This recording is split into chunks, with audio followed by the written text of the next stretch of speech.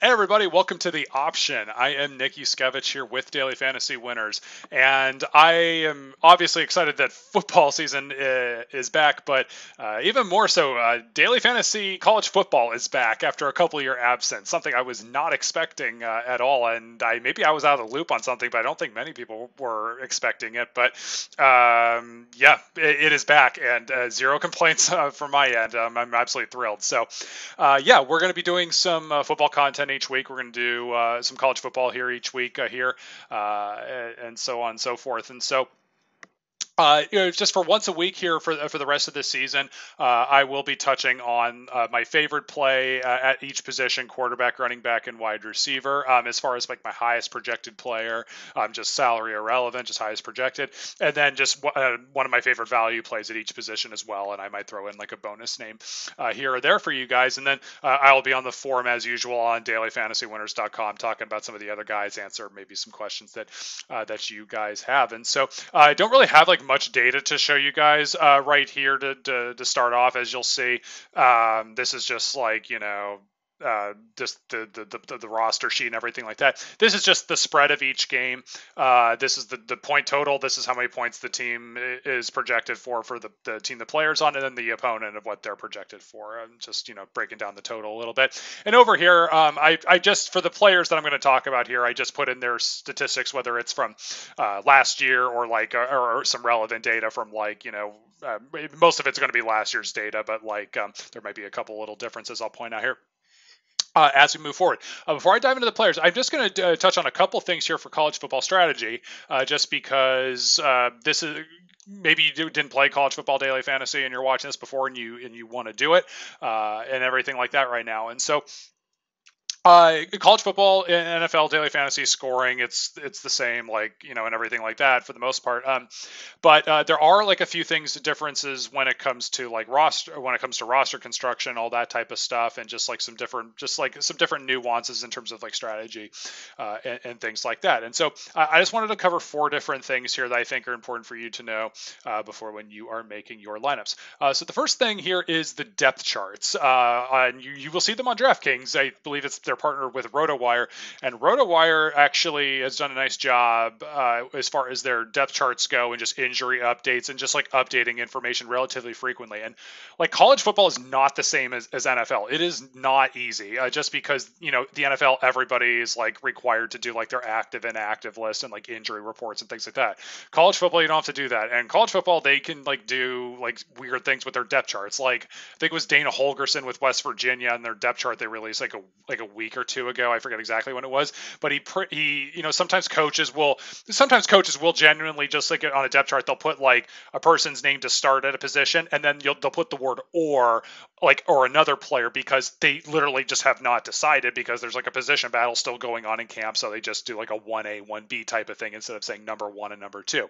Well, I think what Dana Holgerson did though is because he wanted to get like a competitive advantage, he literally just put like the word or for every single position, and he just said we're going to start this guy or that guy, and he just like it was at every single position. He basically just didn't want to tell Tennessee like any kind of insider information, even though it's like obviously like everybody knows Will Grier is starting a quarterback obviously for West Virginia, because he's arguably the best returning quarterback in college football from a year ago. I mean, it's debatable, and I'm not saying he is or he isn't. I'm just saying he's one of the best.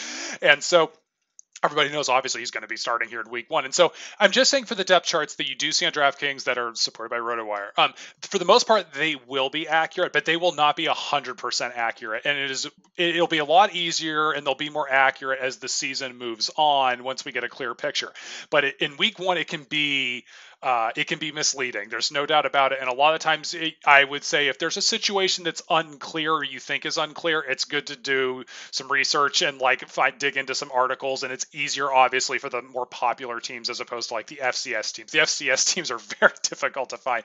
Fortunately, we'll have to deal with the FCS teams here for the first week or two. But so just to be careful with the depth charts. They're going to be right more often than not, but every once in a while they're going to be wrong, or they're just not going to be maybe updated correctly, or they're not just it just won't dictate like snap counts or expected carries and attempts and all that type of stuff. So anyway, so that's the first thing. The second thing, this is pretty simple, and I think most people know this, but just in case you don't, you're kind of really new to college football DFS. With quarterbacks, running quarterbacks are significantly more common in college football in comparison to the NFL. There are a lot more mobile quarterbacks and like designed runs and things like that. A lot more zone read, up tempo zone reads, just trying to like catch the defense off guard, preventing them from substituting, like things like that. So there's a lot of upside with mobile quarterbacks, and so I could already tell off of Thursday night's contest because I'm recording this Thursday night. Like a lot of people already like know that, and it's not just based upon looking at like the fantasy points per game from last year. It's just that I think a good amount of people probably know that like mobile quarterbacks do have good upside, but just in case if you don't, just passing it along to make sure you do understand that rushing yardage does go a decent, a good amount of the way when you're talking about GPPs. So. The third thing I want to talk about is the S-Flex position. So this is an interesting concept. So the rosters are obviously 1 quarterback, 2 running backs, 3 wide receivers, a flex, and then an S-Flex. S-Flex is that you can play a player at any position, and that includes quarterback. And so what I believe will be, so you're probably asking, okay, how should I approach this with the S-Flex? And I think somebody asked me about this on the forum, and obviously a very important and good question. And so there are 2 pieces of advice I would give with it. Number one is I think a lot of people are going to use 2 quarterbacks here because you have the option to, and most people think just in general quarterbacks are going to be projected to do the best. And to a certain extent, that is true that they will all have higher floors. But when we're talking about the top running backs, they are going to be projected to do as well as the top quarterbacks for the most part. Maybe not 100% of the time, but a vast majority of the time, the top running backs and the top quarterbacks, they're going to be about just the same. And so from a projection, just roughly and generally speaking. So I would say this, that one thing is in terms of being maybe potentially a little bit contrarian is that you could actually just play running backs in the S-Flex and the flex. And that alone, way more often than not, it's going to give you a unique lineup, and you don't have to worry about like saving salary or anything like that and sharing a lineup and trying to win a GPP, because these payout structures on DraftKings right now, and I actually just saw FanDuel has college football now that they just released that. And so for just this week, it's going to be DraftKings only. I will try to incorporate FanDuel for next week. I won't have time to throw FanDuel in there because I haven't gotten to take a look at that, and it's just happened. But in any case,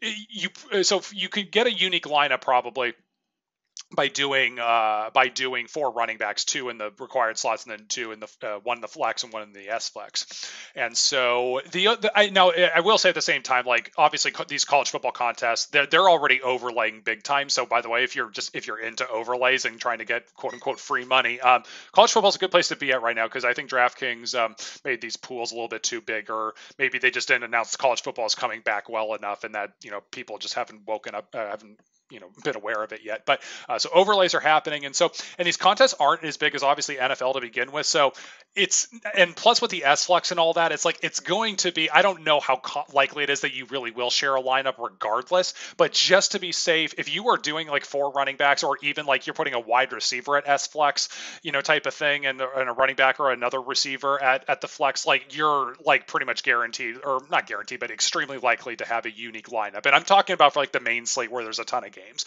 When there's just a couple games on the slate or something, and it's one of these like weeknight slates, that's a little bit of a different story. But for the main slates, that's what we're talking about here.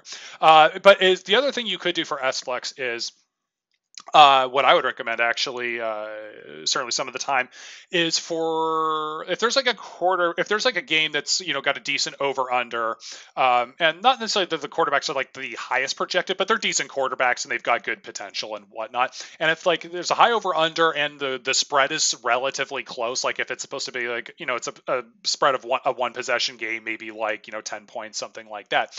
One thing I would certainly recommend is that you could play quarterbacks in the same game one on each side, because you could run into the shootout where they're going back and forth, obviously, and you're just racking up points, and teams are more likely to throw when, like, your defense is giving up points and everything like that. But it's also that in college you've got different overtime rules, and that is a big thing, because you're not just limited to one.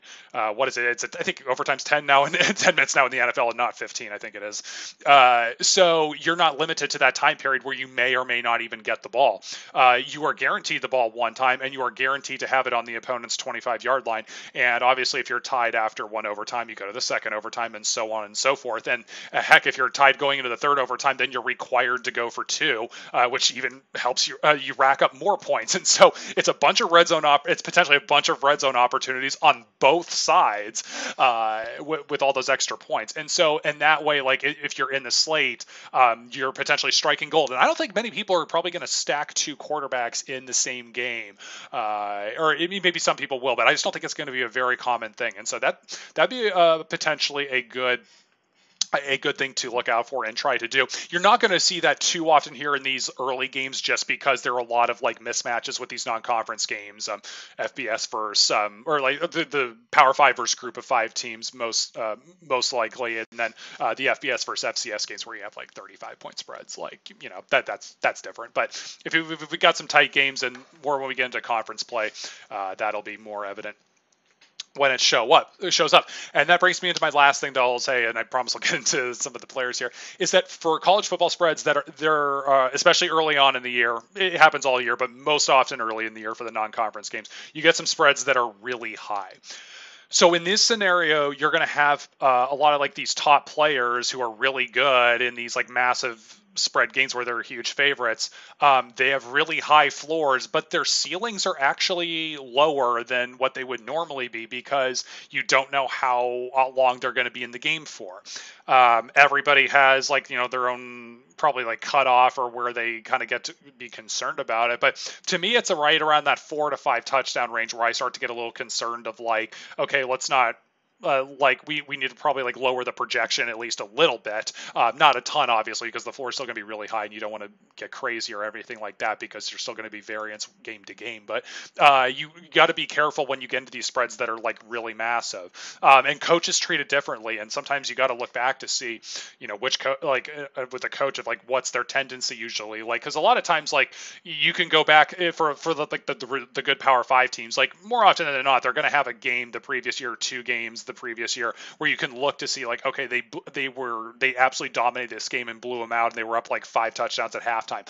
What did they do there in the second half? It's good to kind of take a look back, because I'll just give an example tonight from Texas A&M Northwestern State. I thought A&M, they were 47. I think the line closed minus 47 for A&M against Northwestern State, which is like one of the worst FCS teams, like ranked low 200s if you include all of Division I. And so in any case, I thought A&M was the most vulnerable to this situation. And so I thought Travion Williams actually his ceiling was a little bit lower, and that Jimbo would play a bunch of different people, because Northwestern State was never going to be in this game. This was not a type of game where, Northwestern State's not a good FCS team. This was never going to be close. And A&M came out, dominated defensively. Northwestern State could barely move the ball. A&M scored relatively easily. I think they had 28 points at halftime. But Travion Williams ended up, he was just using Travion Williams, and he got 20 touches, even though A&M was crushing it. And Jimbo just like he didn't run him into the ground, but he ran him a bunch, which actually really surprised me, because that's usually a spot where if the game is easily, that's over by like, even late first half, where you're up 4 touchdowns and the yardage is so lopsided, you don't run usually your top guy that you're going to want to use for your bigger and better games that much, but he did it anyway. So that can happen sometimes. It's just there's risk, because there's going to be other times where like other coaches would only use Travion Williams like 5 to 10 times, maybe in the game or something like that. So it's just to say there is risk involved with that, with those heavy spread games. So if you see a game where there's a really high point projection, a really high spread, just keep that in mind a little bit. And I would advise maybe not going if you're making a bunch of GPPs, don't go 100% on a guy that's got like a 6 touchdown who's going to be a 6 touchdown favorite, and could be done by halftime, so to speak. So anyways, That's it for the little strategies and tips and things like that. So let's get into the players here real quick. So yeah, my top projected quarterback is Cuyler Murray. Yeah, he is the most expensive, but he is my top projected guy. Oklahoma is 21-point favorites against Florida Atlantic. This is potentially going to be a really good game, even though it is a 21-point spread. Florida Atlantic was was one of the best Group of 5 teams a year ago. That's the team that Lane Kiffin is the head coach for. Certainly a good offensive mind, at least, and everything like that. But Oklahoma is projected to score 44.75 points in this game with the 21-point spread and the total sitting at 68.5. Cuyler Murray, I think most of you guys know this, but just in case you don't, Cuyler Murray is a really, really good baseball prospect. And how good? He was a top 10 pick in the MLB draft, actually, just this past summer, or whenever the MLB draft was, summer, spring, I forget exactly what it was. I'm sorry, I'm not 100% up to date on that, but it was this year. And he was drafted top 10 by the Oakland Athletics. And so he's got a baseball career potentially waiting for him. And so not that that's a concern for me with this game. I think Cuyler Murray is going to play all out. Don't get me wrong. But he is an incredibly good athlete, and he's very mobile and runs a lot. Cuyler Murray was the backup to Baker Mayfield last year. These stats over here you see is literally all just mop-up duty. There's not really much to look at here other than just the fact that, I mean, yes, his completion percentage was insanely good. 3 touchdowns, no picks. His ratings off the charts. And obviously you see 14 rushing attempts for 142 yards. He averaged a first down per carry. It's a very limited sample, but this guy is an amazing prospect. He obviously can run, and they're projected for a lot of points, and the spread is not big enough where I'm too concerned about a blowout here. It's possible it is a blowout, but it's not big enough where I'm going to really factor that into any kind of a projection. So yes, most expensive, but absolutely very easily could be the top quarterback of this slate, and highly recommend playing him. So for a value play, I'm going to scroll down here to Ross Bowers for Cal. There aren't really that many good value quarterback plays, I think, this week. Tyrell Pigrome actually would be one for Maryland right here, although I'm worried about splitting reps there because he's been in the battle with Taysom Hill going up against Texas, although Texas has a good defense and Maryland's not projected for the most points. But we're talking about another mobile quarterback, but there aren't... there aren't that many great options, like, really like solid locks where I feel extremely confident. But Ross Bowers is somebody I feel pretty decent about. Cal is -7, and they're projected for 34 points. Pretty decent total of 61. They're hosting North Carolina.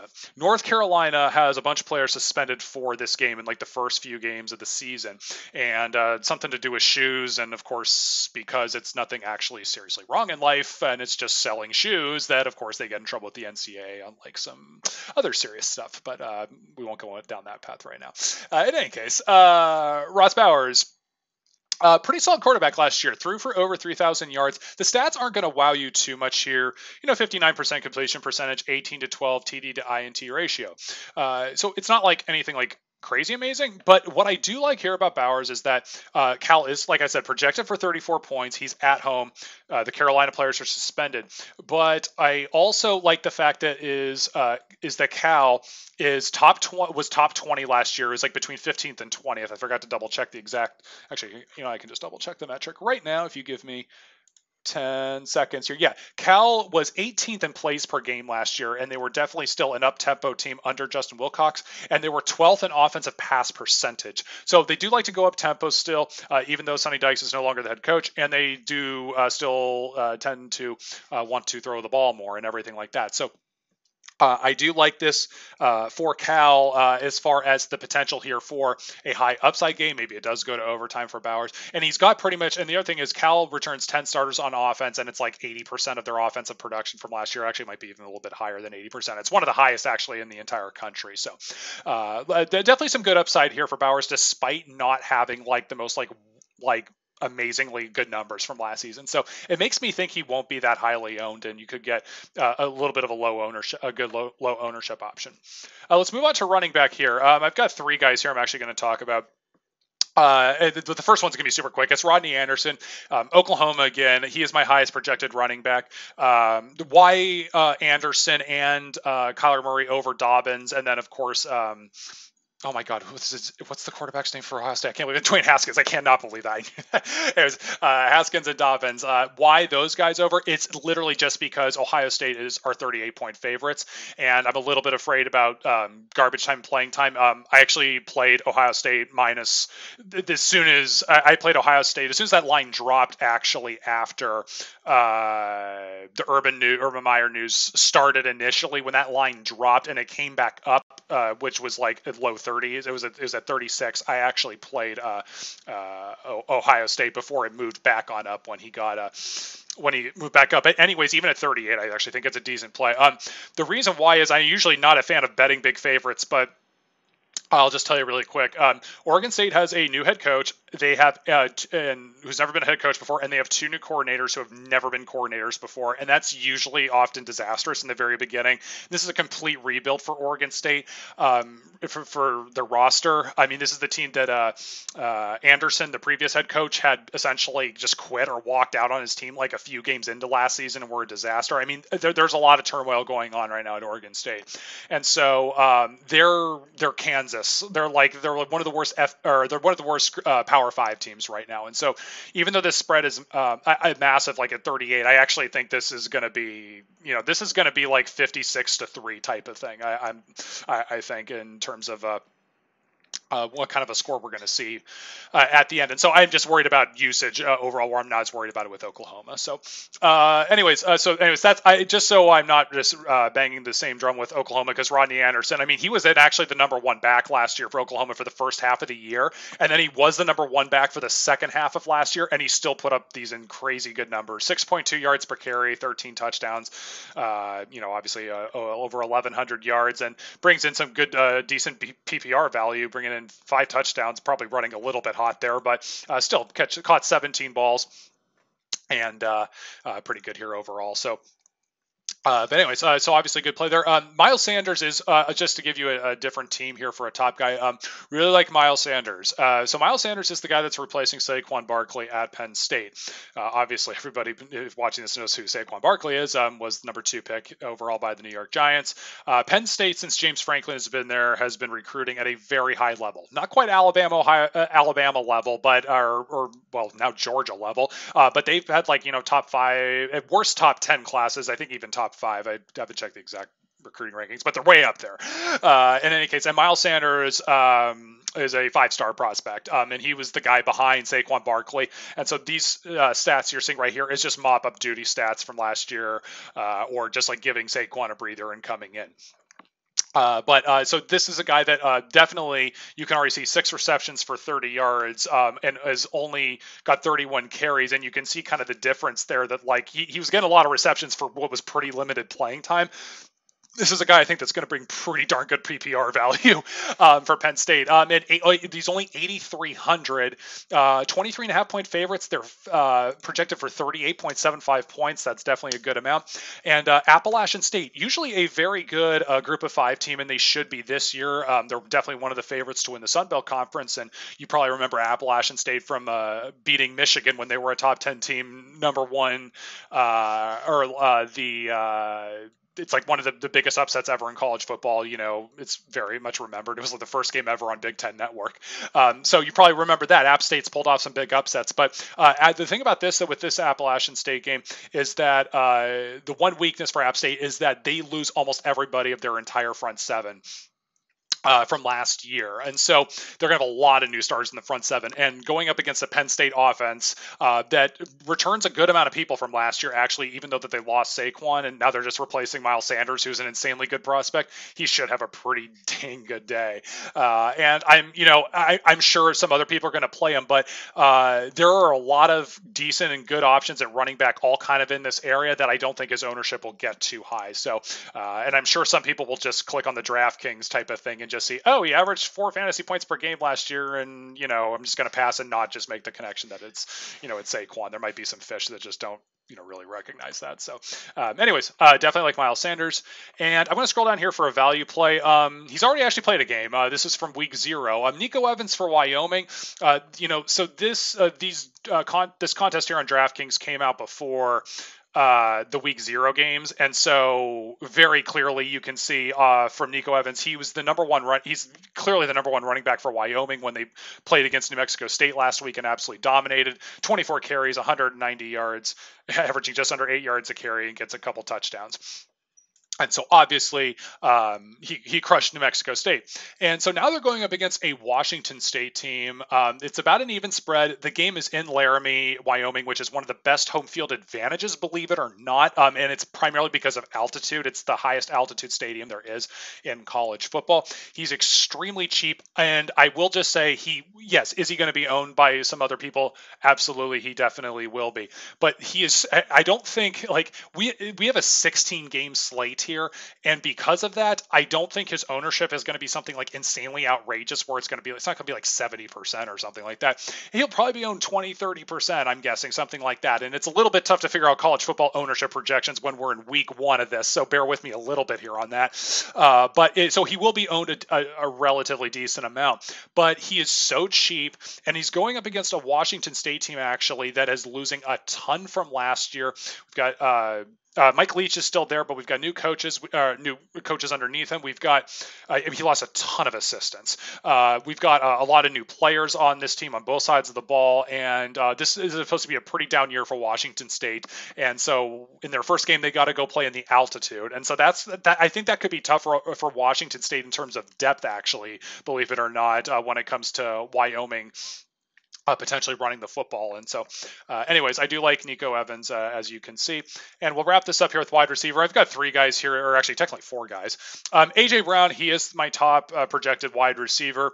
Absolutely killed it for Ole Miss last year. Huge upside. He had a couple games where he actually didn't do much, but almost any top wide receiver is going to have that. But he had just some insane games where he was, it was only like he caught like a 10 balls for like almost like 200 yards and stuff like that. He had some monstrous games, as you can see, by scoring a touchdown nearly every game, 16.7 yards per reception, and going for 1,252 yards. So anyways, he's my highest projected guy going up against a Texas Tech team. This should be a shootout. It's neutral site game.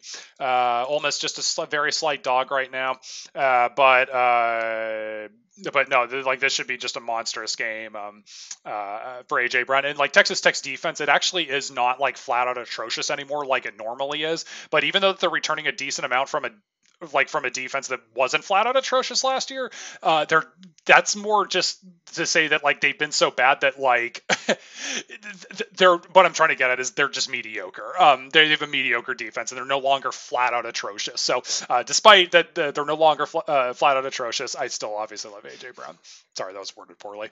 Anyways, so second guy I just wanted to point out, this is a guy that should be highly owned, but I'm going to point it out anyways just because this is the one.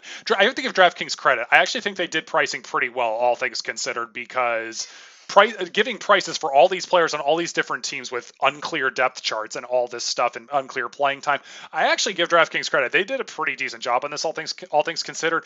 They botched Deebo Samuel though. He should be more like upper 9K range, 10,000. He should be right here with these top 2 guys.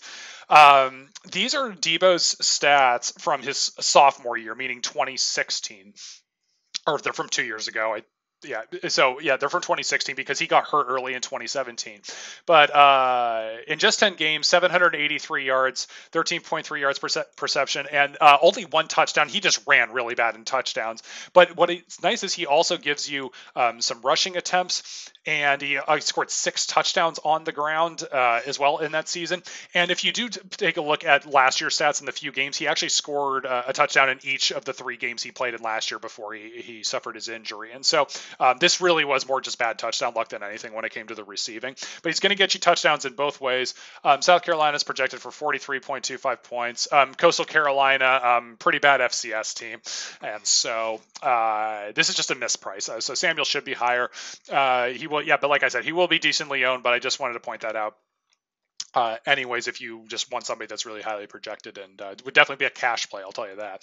And so moving on to value plays, just because I wanted to give you some potential options here for stacking, potentially like Ross Bowers. Both these guys here are clearly the top two wideouts for Cal. Vic Warren, and then pronunciation, I'm going to botch this, Kanawai Noah. And so these guys are both, I have them projected about the same, and they're priced about the same.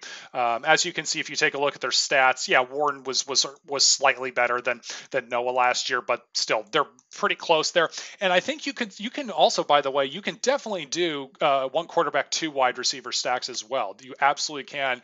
That was definitely definitely can work out in GPPs. You don't have to limit it to just one. You can go with both certainly as well. And so that's it for this.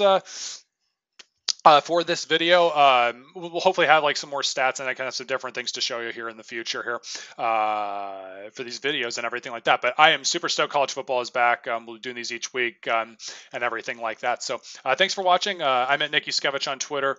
Daily Fantasy Winners is on Twitter at DFantasyWinners. And thanks again, as always, for the support with the subscriptions to the YouTube channel. All right, good luck, everybody.